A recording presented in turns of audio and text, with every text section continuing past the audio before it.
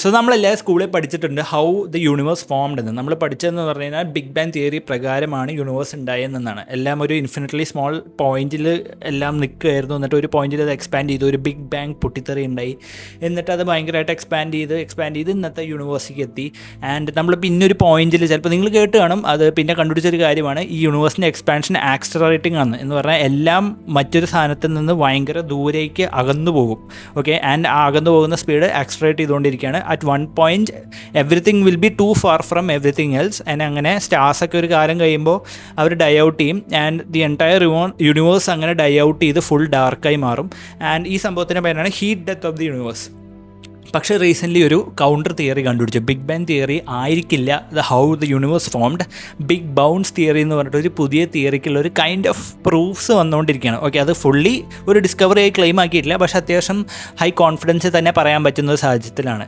അപ്പോൾ universe expand ചെയ്യാനുള്ള കാരണം എന്ന് പറഞ്ഞാൽ യൂണിവേഴ്സിൻ്റെ ഉള്ളിൽ ഡാർക്ക് എനർജി ഉണ്ട്. ഈ ഡാർക്ക് എനർജിയുടെ സ്ട്രെങ്ത് കാരണമാണ് യൂണിവേഴ്സിൻ്റെ എക്സ്പാൻഷൻ ആക്സലറേറ്റ് ചെയ്യണോ എന്ന് പറയുന്നത്.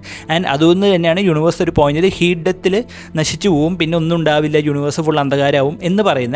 പക്ഷേ as per the latest findings ഈ ഡാർക്ക് എനർജിയുടെ പവർ കുറഞ്ഞുകൊണ്ടിരിക്കുകയാണ്. അല്ലെങ്കിൽ ഒരു പോയിന്റിൽ ഒരു ഡിമിനിഷായി എക്സ്പാൻഡ് ചെയ്യുന്ന യൂണിവേഴ്സ് ഒരു പോയിന്റ് എത്തിക്കഴിഞ്ഞാൽ ഡാർക്ക് എനർജിയുടെ ഇൻഫ്ലുവൻസ് ഇല്ലാത്തത് കൊണ്ട് തന്നെ എക്സ്പാൻഷൻ നിർത്തി കോൺട്രാക്ട് ചെയ്യാൻ തുടങ്ങും. അങ്ങനെ കോൺട്രാക്ട് ചെയ്ത് പോയ സാധനങ്ങളൊക്കെ തിരിച്ചു വന്ന് ഒരു പോയിന്റിലേക്ക് തന്നെ വീണ്ടും കൾമിനേറ്റ് ചെയ്ത് വീണ്ടും ആ ഒരു പോയിന്റിൽ നിന്ന് എക്സ്പാൻഡ് ചെയ്ത് ഒരു ബിഗ് ബാങ് വീണ്ടും സംഭവിക്കും. എന്ന് പറഞ്ഞാൽ ഒരു ബബിൾ എക്സ്പാൻഡ് ചെയ്തു, വീണ്ടും വന്നു, വീണ്ടും എക്സ്പാൻഡ് ചെയ്തു, അങ്ങനെ ഒരു സംഭവം മാറി.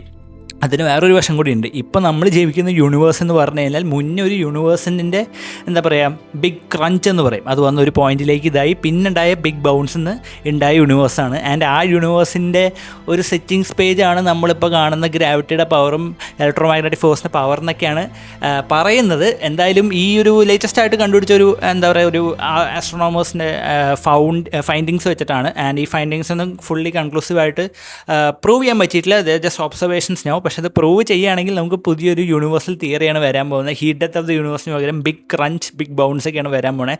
എന്താണെന്ന് നമുക്ക് കണ്ടറിയാം. So guys, thank you for watching this video. ഈ വീഡിയോ ഇഷ്ടപ്പെട്ടെങ്കിൽ നിങ്ങൾ എന്തായാലും ചാനൽ ഫോളോ ചെയ്യുക. This is A portion of my weekly tech recap. ഞാൻ എല്ലാ വീക്കും യൂട്യൂബിൽ റിലീസ് ചെയ്യുന്നതാണ്. അതിൻ്റെ ഒരു പോർഷൻ മാത്രമാണ്. ഞാൻ post such short form content regularly. നിങ്ങൾക്ക് വീഡിയോ ഇഷ്ടപ്പെട്ടെങ്കിൽ എന്തായാലും യൂട്യൂബിൽ പോയിട്ട് നിങ്ങൾ ഫുൾ വീഡിയോ കാണുക.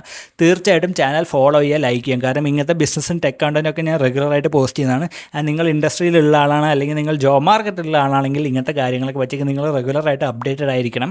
And I help you with those things by posting content in Malayalam. അപ്പോൾ എന്തായാലും നിങ്ങൾ സപ്പോർട്ട് കാണിക്കുക, വീഡിയോ ഷെയർ ചെയ്യുക. Thank you for watching. See you in the next one.